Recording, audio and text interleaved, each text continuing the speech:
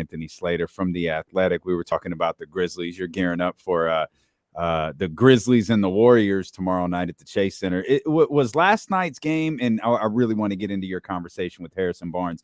That was great stuff over in The Athletic if you haven't had a chance to read it. But was last night's one of the crazier Kings games that you've covered?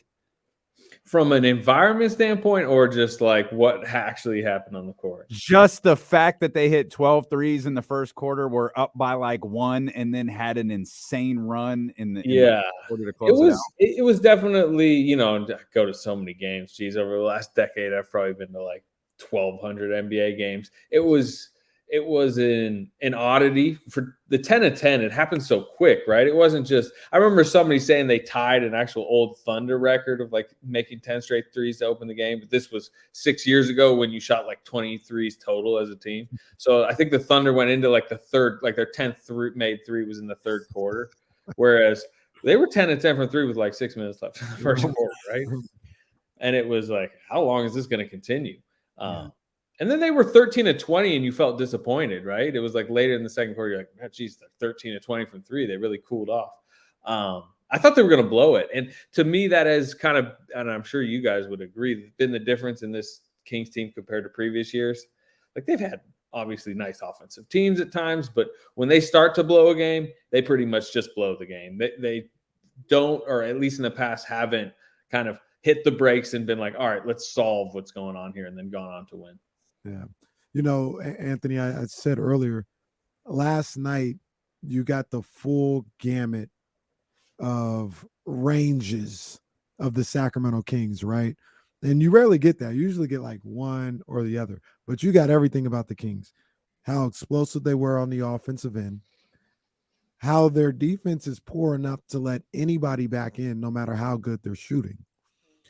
And then how they can play defense for about 5 minutes and combine that with some ridiculous scoring to just blow somebody out. They ended up winning by 33 last night. It was a tie game with like 2 minutes to go in the third. It's tied at 80. And they won by 33. That is the full Sacramento Kings experience so far. Is that kind of how you see this team as well? It's like they can give you all of that on any given night. Yeah, they need to figure out a way to bottle the defense up for longer stretches. You don't need to dominate. I mean, even if they're going to be a successful playoff team, they're not going to be like the number one playoff defense, but they, and Harrison Barnes said it when I was talking to him last night, like, you're not going to just go through the playoffs and average like 125 a game. Like you are going to have to win a game 5 on the road, 108, 107, something like that. And, they do, there are times where suddenly Malik Monk's in a passing lane. Terrence Davis is, really up on somebody. Obviously, Davion Mitchell is guarding the ball. Trey Lyles at times can get a hustle rebound. And then, they get out on the break, and it seems like, that was a nice 4 or 5 minute stretch. But, like, can they lock up consistently? And lock up is probably too strong a term. But you'd like to see them not just in little bursts, because then I would take them more serious as like, I'm even like, as I'm writing the story yesterday, it's like, can I call them a contender yet? Are they fringe contender, hopeful contender? Is contending too strong for what they are? I don't know. Hey, I'll say it with my chest. I said earlier, I'm not predicting it. I said the Sacramento Kings can go to the NBA Finals. No doubt about it, Anthony. They can go to the final. And I want to ask you a question. Yeah. Because you saw the Warriors teams. And I don't think the Warriors, I know the ranking. I don't really know much about the ranking. I don't, the defensive efficiency rating. I leave that to the professionals with that. But I would watch the Warriors, and I would watch them have 130 to 122 games. And there were moments where they, in my maybe untrained eye, they would play that type of basketball. They wouldn't play 48 minutes of defense. They would play defense for like 5 minutes, and they would combine that with some hellacious scoring. And all of a sudden, a 2-point game is now an 18-point game, and it's over. Yeah. Are you talking about like last season's Warriors? Or are you talking about like early dynasty Warriors? Last season, I get away from everything with KD because that was just a different beast. Yeah, but, yeah. A little before KD and okay. last. Well, either way. So, I mean, the difference is like Draymond Green is like generational on the defensive end. And like just from a personnel perspective, the Kings just do not have anybody in his realm. If you're talking early Warriors, like Iguodala on the wing, Livingston as this like rangy point guard. I would say a little comparison was like Steph really committed to defense in the middle part of his career, and that's really helped the Warriors. De'Aaron Fox is doing that now. So there's a little bit of a parallel, but I just think the high end of what the Warriors could be defensively when they would get into, we're talking West Finals, NBA Finals, like different level of basketball, and they could throw waves of wings at LeBron and Draymond in the back end. Just I can remember playoff series against Portland that Draymond in a 4-game sweep would have 17 blocks, and I mean just like coming out of nowhere to wipe away plays. Like that personnel just doesn't exist on the Sacramento team, and that's where I doubt like. All right, you're in a West Finals series against, the elitist of talent. Like, can you generate enough consistent stops? I'm not sure I'm there. Is there even a player like that still in the league? Because Draymond, I'm sure Draymond's still very good. He's not that anymore. No, the athleticism has left him. Like he doesn't 17 blocks in a 4-game stretch. Like Draymond Green doesn't get 17 blocks in a month anymore. And he's still like from a brain standpoint is genius on the court. Probably even smart. Well, I would say, smarter than he was at 25. But like prime defensive player of the year, 2017, Draymond. I watched a game where it was like a replay of when they used to play the Thunder when Durant was actually on the Thunder. And he was just flying around the court. And you just don't see that as much with Draymond. Yeah. I don't think you see that with a lot of players. I don't think that player exists. That Draymond Green type player exists in the league right now.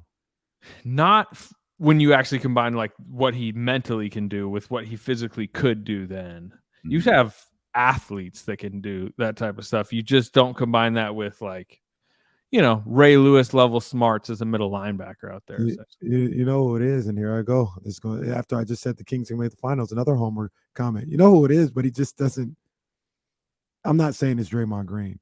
It's Davion Mitchell. How many times have we seen Davion Mitchell guard all 5 players on a defensive possession?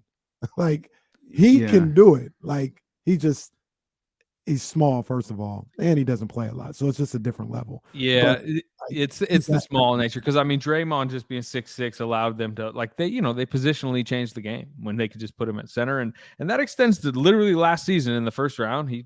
They just put him on Nikola Jokic, and they were fine in one-on-one with him guarding Nikola Jokic. Like, there's not a lot of players you can do that with.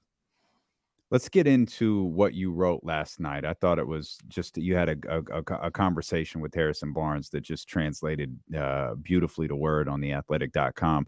What is working so well for HB right now? Because he's just, this calendar year has been incredible for him. Yeah, I think he's slotted into like the right role on the right team, and like he's a winning player. He's like grew up in the Warriors environment that we've been talking about. Go back to North Carolina, like won in high school.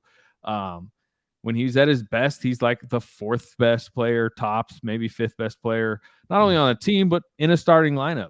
And he will hit threes, he'll defend multiple positions, and he'll be willing to do that. And that's so helpful to winning teams when guys are just like, not jealous of De'Aaron Fox's shot attempts or, the publicity of, hey, why is the coach saying those 2 guys are all-stars and I'm not all-stars? He's like completely fine in that role. Mm-hmm. And in some ways it's been a miscast the last few seasons of him being in a losing environment.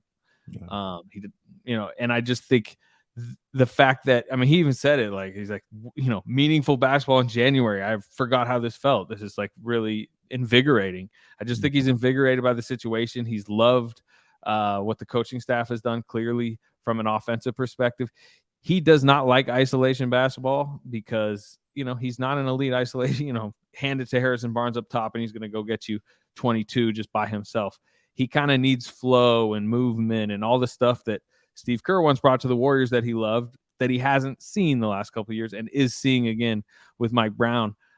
So I just think he's just happy right now. And it's just interesting because how many times has Harrison Barnes by pundits around the country been attempted to be traded over the last few years, and he's still sitting here on the last year of his deal, and you're almost thinking like, should they re-sign him?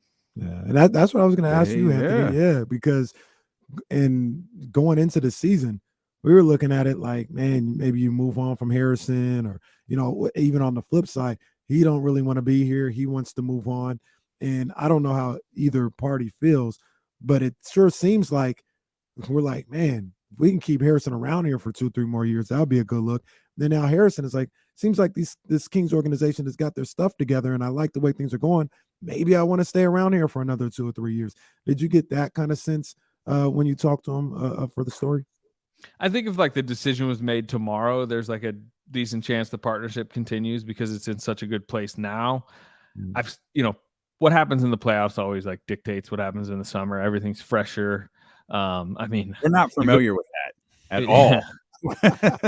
Well, I'm sure you guys watched the 2016 finals when the Warriors, collapsed against the Cavaliers, and still ask Warriors fans to this day, what do they remember most about that series? One of the top 3 things they'll say is Harrison Barnes could not hit a shot. And obviously you're going to move off Harrison Barnes to go get Kevin Durant. That probably would have happened anyways if it was available to them. But I think part of why they were so willing to just, bump him away to Dallas was because it just didn't end well that season. So what will happen with Harrison Barnes this summer will probably matter. Like, how well does he play late in the season? How well does he play in any theoretical playoff series? What are the other options? I thought Dante DiVincenzo was likely going to come back to the Kings, and then suddenly the Malik Monk, Kevin Huerter situations open up for Sacramento, and suddenly they're, declining his qualifying offer and sending him elsewhere because something better popped up, and they've been proven to be correct. So Harrison Barnes can be upgraded on. There are better wings around the league than him, but be careful what you wish for, right? There are much worse starting small forwards around the league than him. So it's like, that's kind of where it's at. Also, what's the price tag? Yeah, well, it's like there may be better wings out there, but could Sacramento land any of them? Exactly, yeah.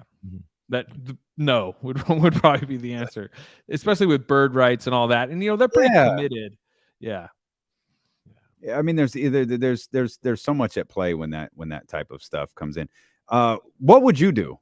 Like if you had the option right now, I don't think anyone believes Harrison is going to be traded before the deadline at this point, given the way that he's playing. You run the risk, get to the offseason. Would you want to re-sign him?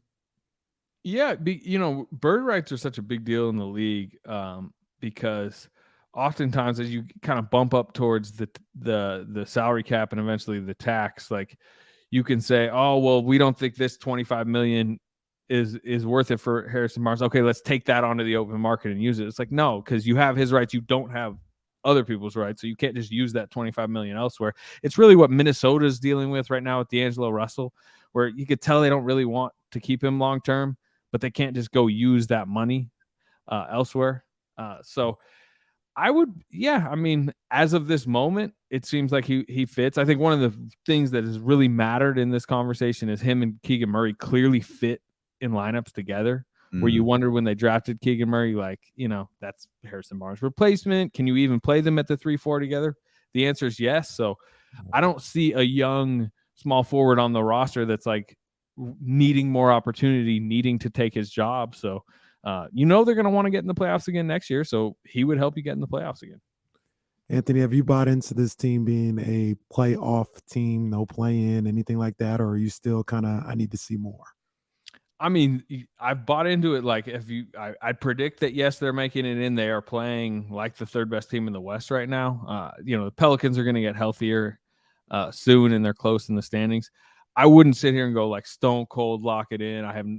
I could see a scenario in which, they hit the skids. They've had really good injury luck, I will say. I mean, obviously Sabonis is dealing with the thumb, but he's playing through it.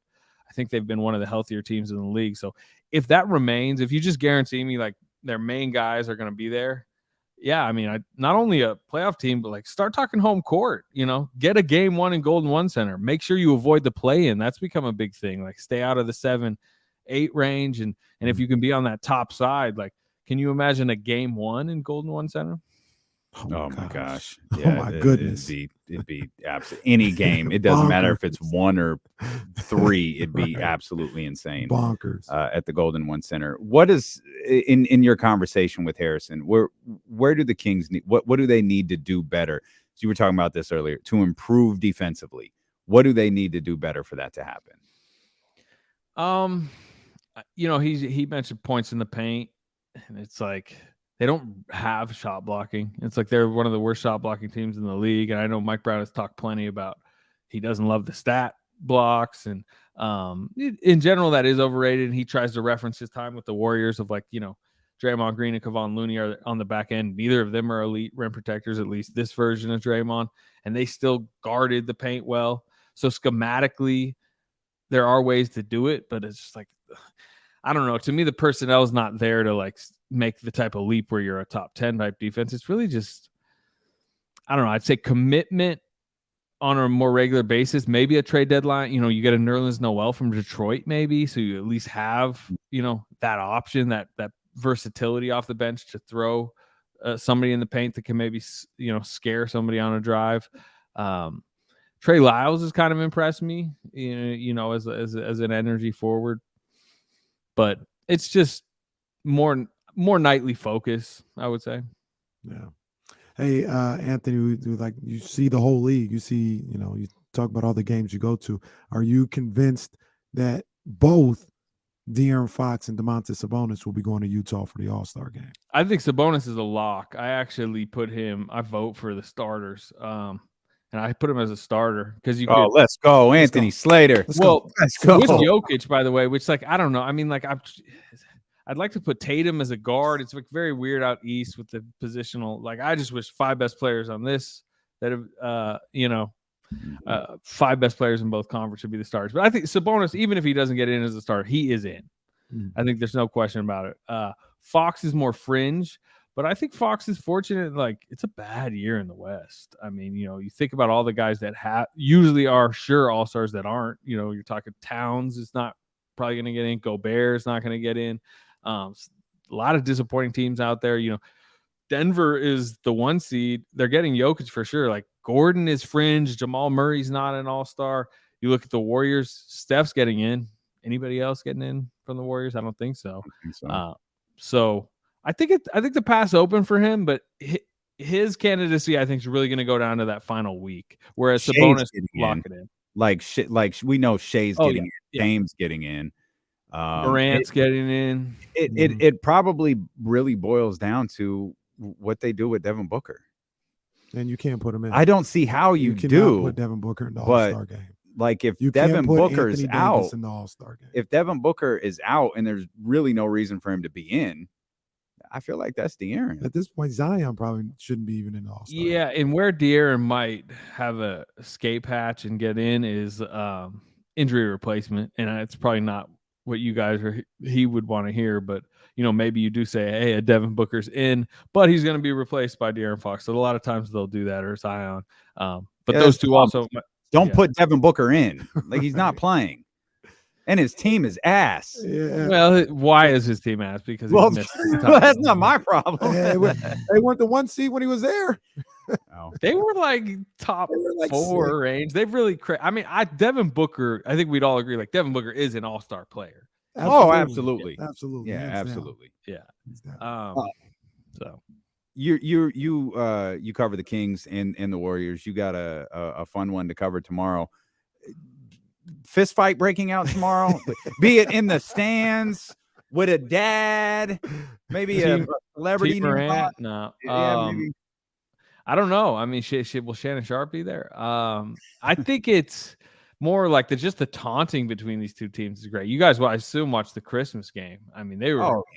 Warriors were really giving it to Memphis the whole way, particularly Dillon Brooks. They just cannot stand Dillon Brooks, and it goes back several years. It really goes back to when they traded Andre Iguodala to Memphis to help facilitate the D'Angelo Russell sign and trade when Durant left, and Andre Iguodala refused to show up in Memphis.